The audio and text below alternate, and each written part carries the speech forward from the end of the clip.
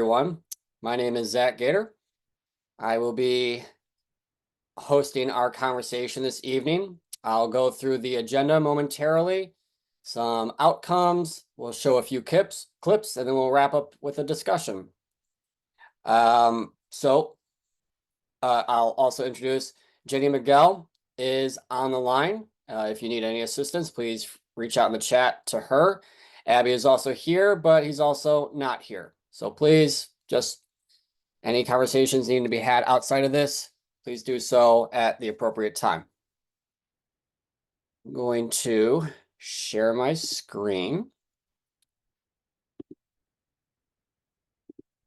Go. All right. So before we get going, I do want to have just a clearing of the air because I realize this is not a common topic. And before we get into it, just want to rest everyone assured that for tonight, you do not need the laws of the game. You do not need that book open. You don't need any advice that you've seen in print. You do not need the considerations. All you need is an opinion. So when we start opening the floor to our participants, if you want to chime in with your thoughts, there is no right or wrong answer. There is simply a discussion. Okay. So for tonight, down moments, I want to start by opening the floor to anyone and everyone. Please, what comes to mind when you think a soccer game and a moment that is considered to be down?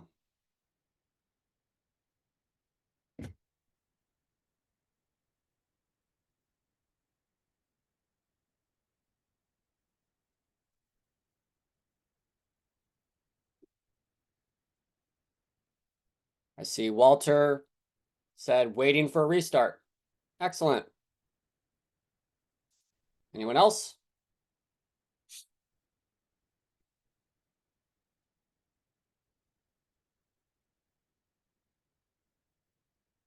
Jenny, are they muted at the moment?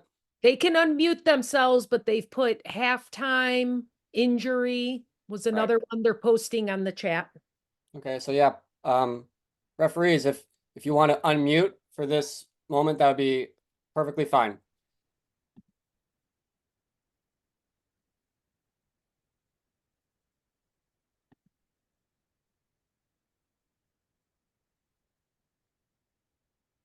So far, I see waiting for a restart, halftime, injuries, substitutions. Got quite a few others. If I may, the most common is the ball going out of bounds. And you see the ball going far away, and you're waiting for that ball to come back, sometimes 15 seconds, sometimes even 30 seconds. Sometimes it takes so long that you're thinking about a yellow card for delay of restart. So that would be my input here. Thank you. And can you identify yourself, please? Robert. Sorry, Robert. Hey, Robert. Excellent. Thank you for sharing. And I see Joel says immediately following the issuing of a card. Okay. So yeah, it's pretty straightforward. Hopefully it's not throwing anyone for a loop or is causing any confusion. But I'll go through what it is we're thinking of when it comes to down moments. So thank you for those who spoke up. We're going to come back to that question in just a few seconds. So our agenda tonight, we already got through our introduction. I want to go over the concept of what it means to be a down moment and make sure that we're all on the same page. From there, we'll spend some time looking at some clips. You'll share your thoughts, I'll share mine. We'll go back and forth and we'll come out with a collective outcome. And then we'll spend the last few minutes just wrapping things up. Okay. So, down moments. Throughout the course of our games, they could be 60, 70, 80, 90, or longer minute matches. Refereeing should not be happening from just the start of a whistle to the ending of a whistle. Okay. This is the time when we are at our highest of alertness, awareness, being in tune to the game. And then throughout the course of all of our games, we become acquainted with the players, their styles, the troublemakers, the ones that you can talk to and use, the coaches, even the fans, and most importantly, your crew. Okay.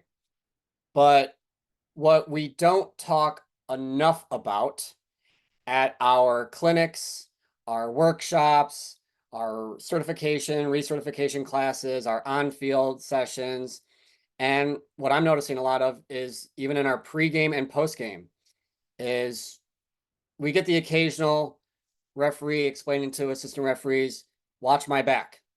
Yeah, well, that's pointless in my opinion. We want to be alert for specifics. Now, it's impossible to predict all the little nuances of the game, but we can be a little better prepared with this concept in mind. So when I talk about down moments, these are probably coming to mind as was voiced by one of our friends and then spoken in the chat by a few others. But yeah, these are the obvious ones, which from time to time, they drop from our radar, which is perfectly fine. But what about the more difficult, less common times when things can still happen? Okay. We're moving away from soccer and more into the individual choices, decisions, and quite frankly, errors. Okay. So things that aren't talked about a lot, they get addressed here and there, but that's why we're having a webinar like this tonight.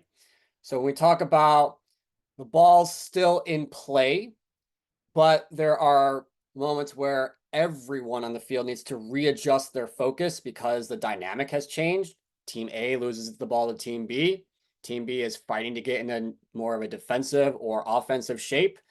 When opponents or even teammates are, you can see the trajectory of their movement, but it's not adding up as an expected movement. So that's another down moment that we should be aware of. Technical area, whether you're a one-person referee or part of a two-person crew, if you're lucky enough to have 3 or even 4. The technical area, it is, like I said, impossible to watch everything at all times from the best angle. But there are things that can stick out on our radar as I should probably tune into this.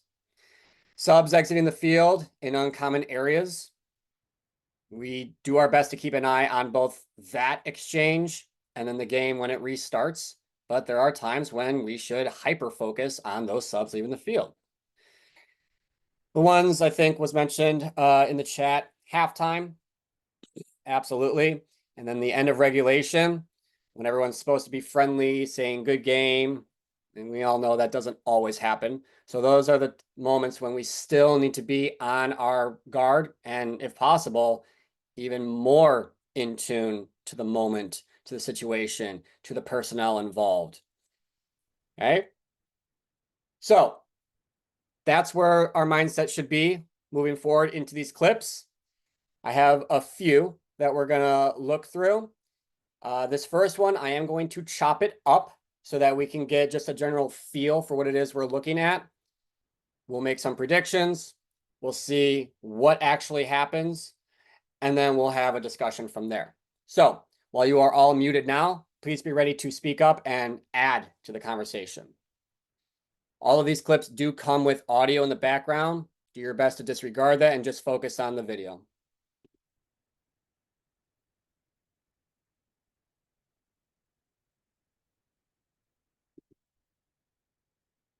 Okay. I'm going to play that again. Pause it at the same spot. And when I do, I'm going to open the floor. Anyone, share with us what you're thinking, what you've seen. Here it is again.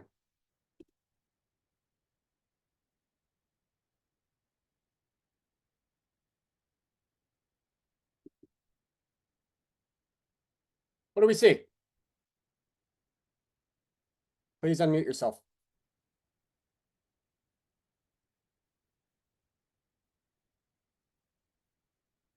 Well, my name is Ronald, and it seems like they're contesting a handball, Okay. and the referee is maybe up here unaware of it. Let me play that for you one more time, Ronald. Thank you for chiming in. I just want to redirect you on that thought process there.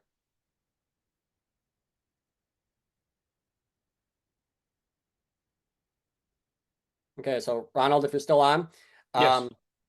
thank you for pointing that out. I hadn't considered it, but here there is no handball offense, nor is anyone wanting that at this time. Okay, so with that in mind, what else do we see? This is Tom. Hi, Tom. What I see is a keeper way out of position and not knowing what he's going to do with the ball next, maybe. Tom, I'm going to stop you right there, but I do want you to continue. Tom, Yes. this player knows exactly what he's doing.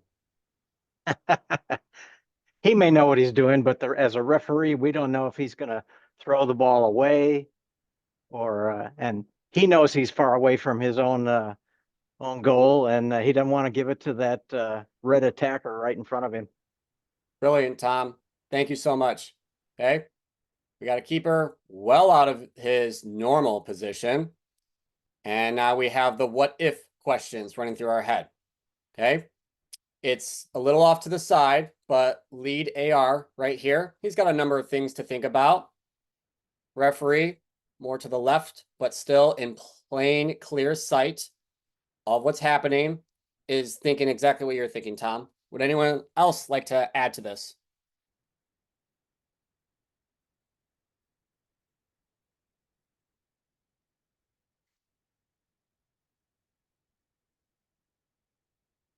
Tom, I think you hit the nail on the head then. Okay. So we're going to run with this. I'm going to start it from the beginning again. We're going to play it through, and then we will have more of a discussion happening. Here we go.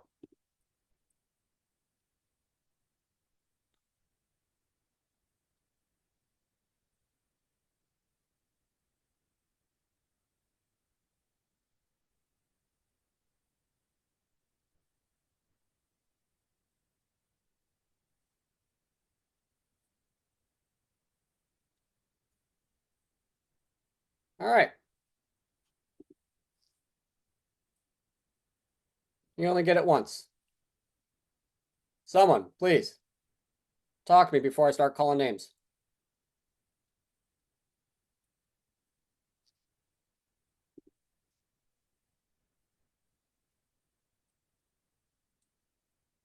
I'm looking at the names.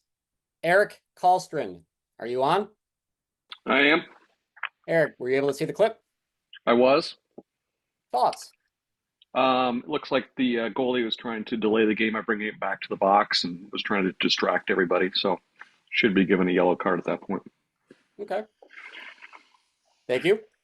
How about Paul Nizer?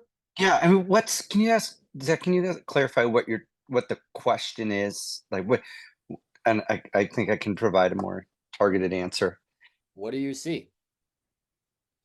I see a keeper who's looking to cause trouble Okay. and who you can already tell his intentions are not within the spirit, and he has a very aggressive play style that is likely to potentially cause a very chaotic scene as soon as the attacking team performs that throw-in. You know, the keeper realizes the position that he's in, and if he does not interfere at that point with the attacking team in some way, he's at serious risk of having a goal scored quickly from the attacking team from that throw-in, and he's way out of position. Okay, so Paul, I paused the video here. I like what I'm hearing. Since you are the referee in this situation, what do you do at this moment with your spidey sense tingling? Well, I'm going to look for a clean handoff of the ball from one player to the other player. While No. you are looking for that, is there anything you could be physically doing? So you didn't ask as the center or the AR, but as the center, he could move a little bit closer in the direction to signal potentially to players that the center is more directly involved with what's going on. I mean, he's not that close. I'm not sure how much of a difference that would make. But the AR could become a little bit more engaged and provide some direction to the players. Okay. So Paul, I'm going to keep you on a little bit longer than I'd like with a one-on-one, but you're saying all things I like hearing. So switch from referee to assistant referee. Okay. What would you be telling a referee that you are mentoring? Okay. Let's say you were watching his every move. Let's put you right even behind the touchline. What would you be encouraging him to do? Obviously not in the moment, but afterward. Yeah. No, I think I try to provide some clear direction to the players of, who's got the restart. We've got a red throw. We've got a red throw. Provide some clarity for the players. So you're giving direction. Mhm. Okay. Maybe just get a little bit closer. I mean, the AR is Okay. probably about 10 yards, ahead towards the goal line. You can move back a little bit, try to get some presence in the situation. If the keeper could see the AR, I mean, you can't assume that the keeper even realizes the AR's, good 10 yards away. But if the AR could get a little bit closer to that situation, it might, the keeper may think a little bit differently. Okay. So I'm gonna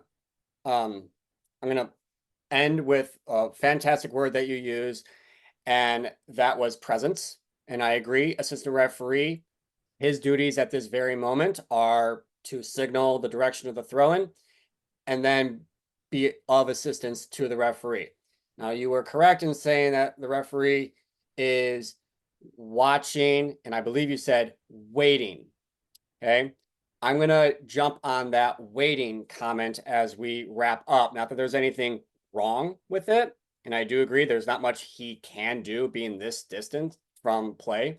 However, I do want to enter that into our thinking and possibly alter it for situations like this. But a presence from the assistant referee, I think you're spot on. Thank you so much for sharing that.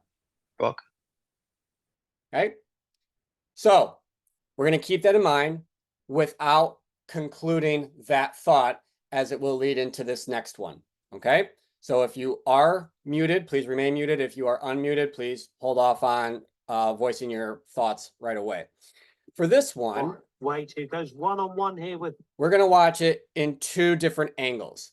The first one, it is blurry, but I picked this clip because the teams are discernible with their colors. We have our friend in yellow, we have pink and white, and we're going to see the same view that all the fans at home saw for this game, and what most of us are looking at, even in the match itself, if we are in the venue. And then I'm going to show you the wider scope to give you an idea of what we should strive for when we are officiating as far as vision and perspective. So here it is. There is sound. Please deal with the sound. Wait, it goes one-on-one here with Moreno and Segrist. Segrist has done really well there. That really was just a one-on-one, and Harvey Sinclair's done really well. And then there's a pullback, and the referee's going to introduce a Pele yellow card for Moreno. And then there's a little bit more pushing and shoving. I'm not sure that the locals will mind this being broken up too much, but FC Tulsa will want to keep the flow of the game going. Referee's got a little bit to sort out. Moreno. All right. So before I take polls on this one, as a fan of the game, as a supporter of any of these teams, and as just a bystander, we see something bad happen in this exchange right here, right in the middle, right in front of the fourth official. I'm going to play it just for a second. Really well. And then there's a pullback, and the ref. All right. This is where the untrained eye and those that are more interested in the immediate activity are going to be focusing on, which is where we as experienced officials need to be mindful of and not fall into that trap. The wider view will explain why. Okay, so we saw an offense. We are happy to see our friend in yellow issue whatever he wants to issue. We are seeing justice being served, but that's not the full picture. Okay, I stopped it here for a reason. Can someone please tell me where I'm headed next with this? Please unmute yourself and say your name.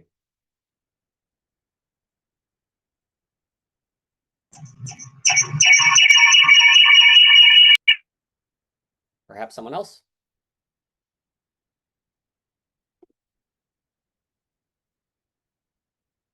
Avi, I believe I saw your name in the list of participants. This is all you, Avi. What do you see? And what's my next question?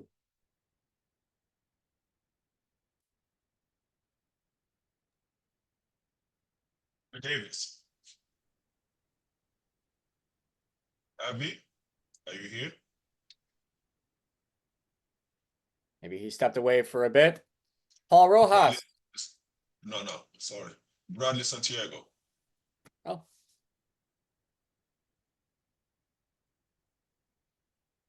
Bradley. Enoch Oladipo. Yes, I'm here. So what I see on this play is the referee called a foul that he saw, which the white player was kind of pulling on him. Apparently, something probably happened that we can't see from here that the fourth official might have a better view on it. So he's probably relaying the information to him through the headset. Okay. I'm going to keep in the line. Can you say your name, please? Enoch. Enoch, hi. All right. So Enoch, you are absolutely right. That is exactly what happened. Okay. My question to you, what is about to happen? The way the play in pick is kind of like showing that he did something. He looked like he wanted to retaliate to the white player. Okay. For clarity here, Enoch, it is Pink's free kick, right about where the referee is standing. So say again, what color should be going after the ball right now? Should be Pink going after the ball right now. What do you see? I see a white player with the ball. What could happen? The one player might trying to do like a quick restart. Well, it's not his restart. Yeah. So what is he trying to Pink do? player might trying to rush over there to get the ball from him. Good. So you saw what happened. You are seeing what is about to happen. Yeah. Okay. And now we have to ask ourselves some questions.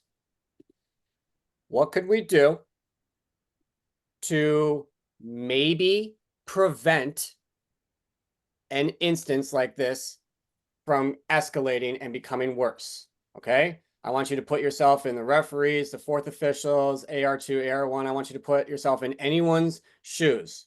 Okay. What, Enoch, can be done to help de-escalate? Blow my whistle, run towards there to let my presence be shown. Or I can ask my fourth officials to kind of step up to the field to kind of make his presence show also. Thank you. Thank you for saying the word step. Step in, step up, step there, get there. Our friend from the last clip said presence. Thank you, Enoch. I appreciate that. Okay. Now, I'm going to move on to my next friend. Okay. So thank you. Let's say someone does step in to help de-escalate. You as a teammate, whether you're near or far, if you are not immediately there, what becomes your role? Your teammate is losing scope because they are stepping in or stepping up, making them presence. What is your responsibility now? Anyone? This is Matthew Schaub. So if the fourth official steps in, then the center referee should stay back and keep their eyes on the field to prevent anything else from possibly happening. Okay. And can you follow up with the reasoning as to why the referee would step back? To give more vision of what he may be blocked from if he is too close to everybody else. You said Matt, is it? Yes. Okay, Matt, you can stay unmuted. I want you to follow up with what you just said. It's not wrong. It's exactly what I wanted to hear, but I want to see if your answer changes at all, or if you're going to leave it as is, as this entire video plays out. It is on the lengthier side. It is the same offense, same play that we just saw, but with all 22 players in vision.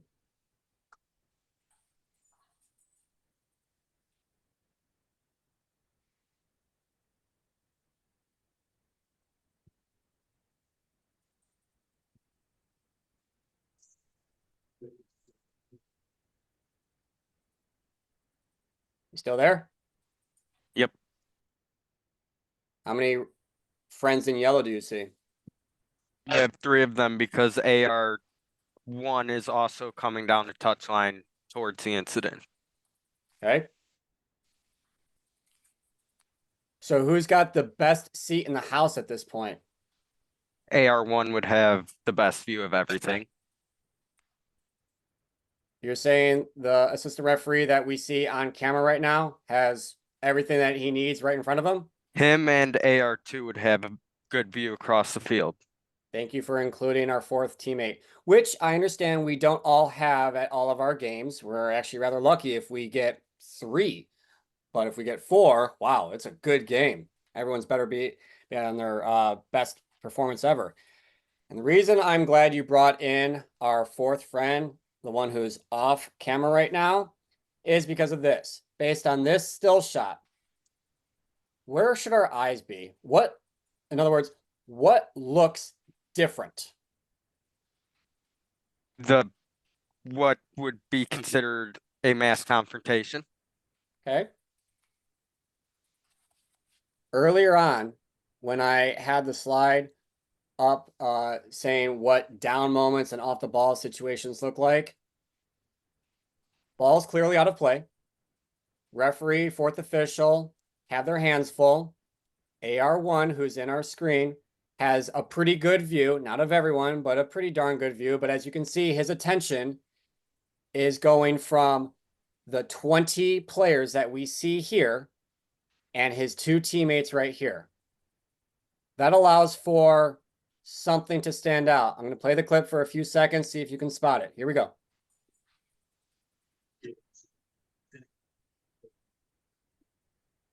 What's standing out to you, Matt? The player that is running 30 yards across the field to get involved. Why in the you-know-what is he the only one running on the field? Thank you, Matt. You hit the nail on the head with that one. AR1, he's got a whole lot of bookkeeping to do that he's choosing to do.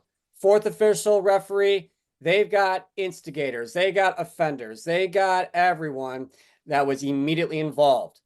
We drop our guard for 1 second, we miss this. So now, Matt, who has the best seat in the house? AR2. Thank you.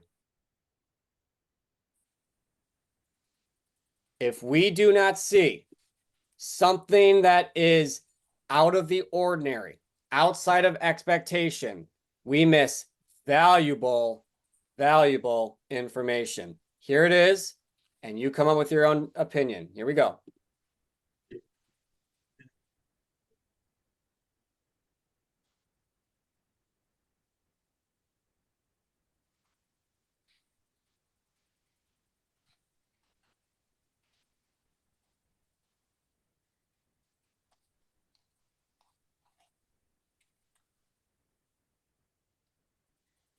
Someone who saw that. How many encounters did white have with pink?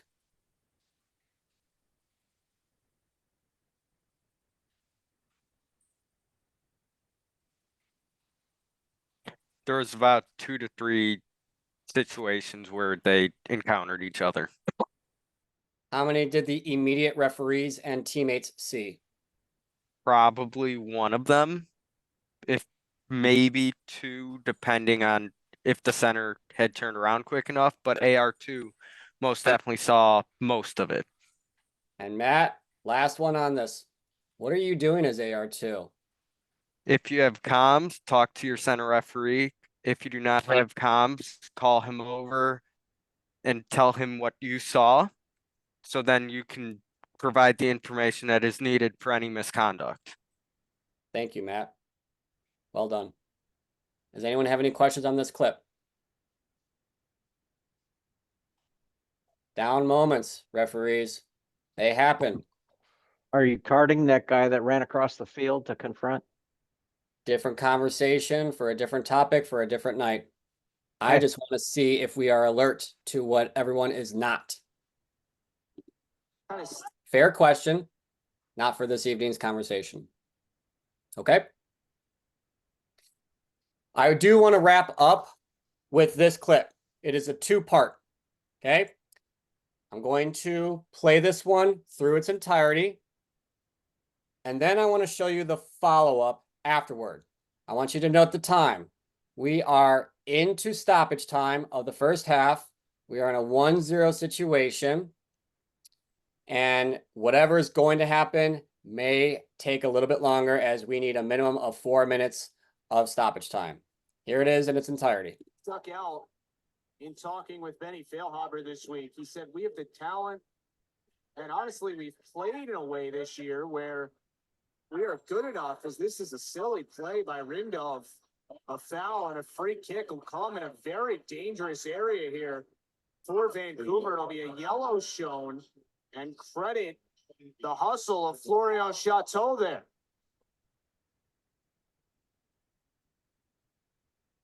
But anyway. Okay. Anyone? Thoughts?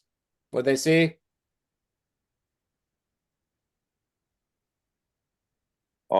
He stopped a promising attack. So a foul. Yes, sir. Foul. Okay. Questionable outside the penalty area, on the line, inside the penalty area. Is it questionable? No, it was outside. Oh, definite outside. Anyone have inside?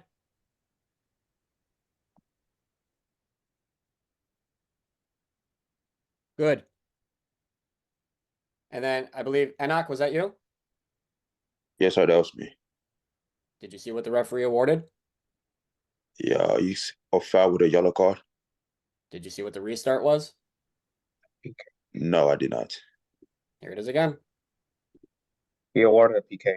Thank you. Enoch, this is for you. Played in a way this year where we are good enough, as this is a silly play by Rindov. A foul and a free kick will come in a very dangerous. Do you see it, Enoch? Yes, I did. What's he signaling? A PK. Good. Note the time. Note the score.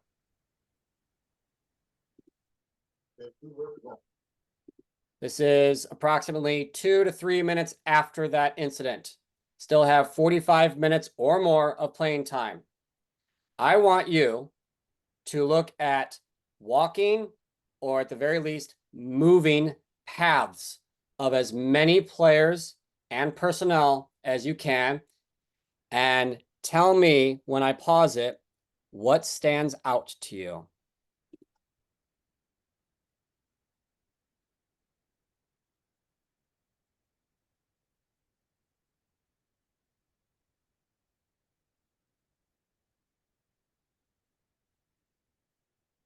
Someone, before I call names, is anything standing out? White team looks like they're heading over to the referee for a little discussion. When you say white, Blue team looks like they're walking off the field for the most part. when you say white team, what do you mean by white team? The team wearing white. Do you, okay. Are we talking players? Now I know you're going with this. No, players and coaching staff. Okay. Think I'm setting you up for success on this one. Okay. I'm gonna back it up a little bit. We all feel what the players and personnel are feeling. Do we see any clues as to something that might happen that shouldn't? Here it is.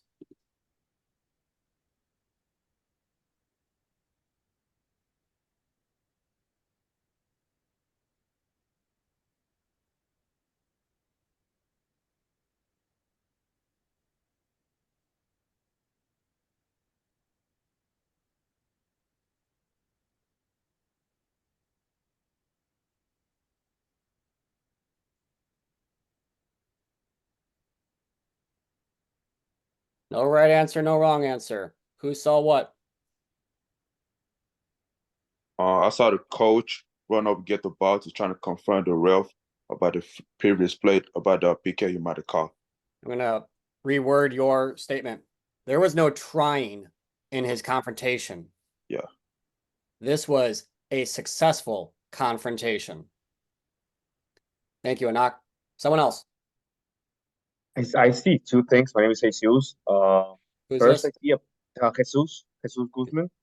Jesus? I see two things. First thing that I see was one of the players in the blue first talking to the fourth official, while the three refs were, finishing up having a conversation in the middle of the field. And the second thing that I see was the coach. I'm guessing it's from the blue team, going straight over to the center, having that discussion. And then the last thing that I see was some sort of aggression over to the either AR or to the center, and that's when he gets the red card. Thank you for mentioning that first part. We have a fourth official having words, a conversation, hopefully, with a player. We have players from both teams exiting the field, walking in the same direction. We have a few outlier players who are well spaced out, have no interest in conversing with each other or anyone from the officiating crew. We have medical staff. We have assistant coaches and interns. We have subs warming up. We have one person doing what's not expected. And even though this is a still shot, not in their favor, we have three officials dropping their guard. Here it is one last time.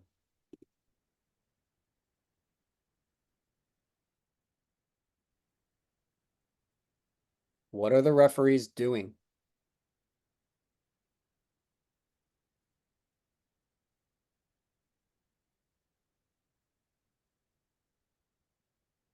Anyone? What is the referee team doing right now?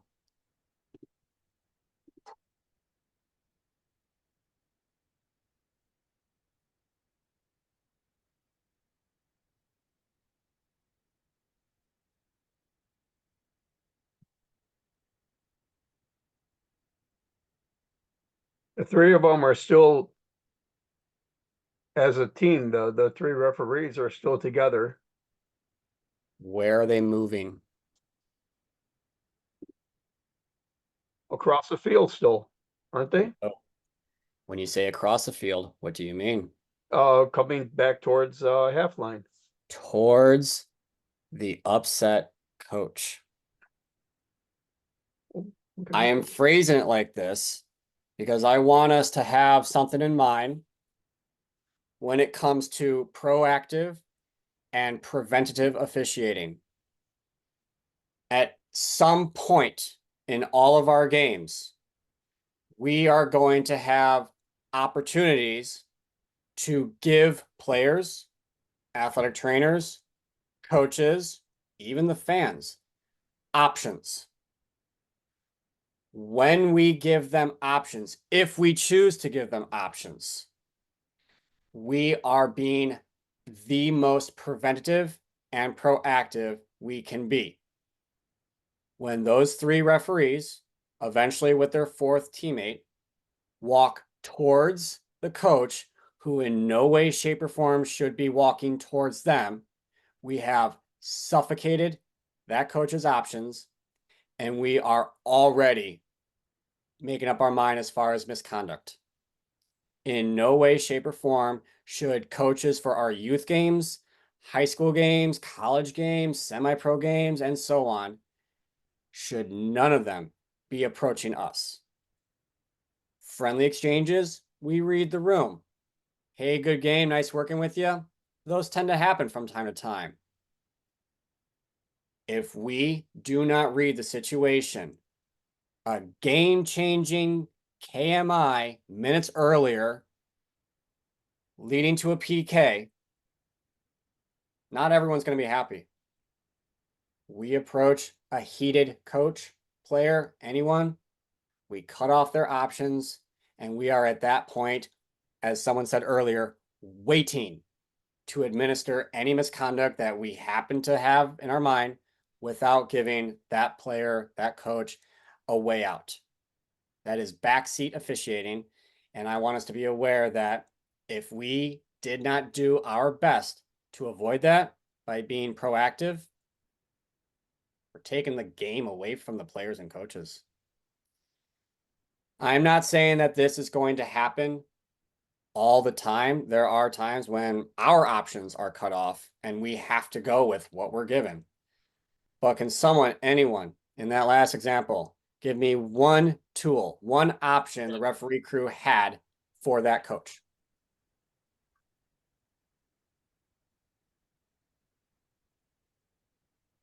The It thing looks that like they came to- started to do it. Sorry. I'm sorry, Robert? one thing that came to my mind was the fourth official was at the halfway line. He could have asked the members of the crew of the teams not to enter the field. He could have been prevented. He could have asked the coach not to enter the field and stay in the technical area and wait for the players there. Thank you, Robert. I'm very glad that you said asked. I appreciate that. Paul, I saw you type something. Care to share it? Yeah,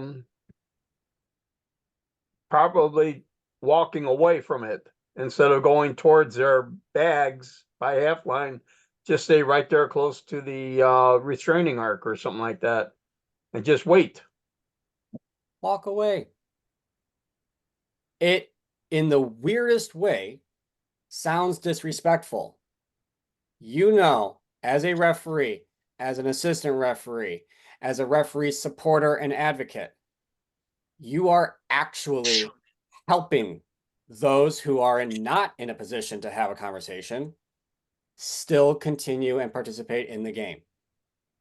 It may look different, but we know if we did our due diligence of providing options, we were in fact preventing things that did not need to happen. That is a controllable situation that, in my opinion, this referee crew did not execute well for their sake. So, in wrapping up, I would like to say that it is, without a doubt, impossible to be proactive, preventative, on guard, on alert at 100% or more the entire match. That includes your arrival, that includes your departure, and everything in between. It is physically impossible. No one will ever ask you of that. But can you, when you do your self-reflection, think back to those moments where everyone dropped their guard because nothing was happening? Were you on your guard, or did you follow suit with everyone else? And that may change from game to game. It may not be as consistent as you'd like, but that would be my homework for you for the next few weeks. Okay. I'll be on for a few more minutes. You're welcome to stay on and ask questions, but that is all the time I have for all of you. Feel free to stick around if you'd like. Just a little comment. Can you hear me? Yes. Well done, Zach. Please, based on what Zach is saying, let us all remember a down moment is basically at any time, not just when the ball is not in play or the ball is in play. It is you watching where the other officials cannot see. You watching what the other officials cannot see. So always keep your eyes out. If you see 3 officials focusing on one area or 2 officials, 1 official, ask yourself, am I looking somewhere else? There's no need for us to have the focus at the same time, at the same place. But well done, Zach. And for you, if you don't know, Zach is the Illinois State Manager of Referee Mentors. So thank you everybody for joining today, and thank you for your participation. Have a good night, everyone. Thank you very much, Zach. Have a good night.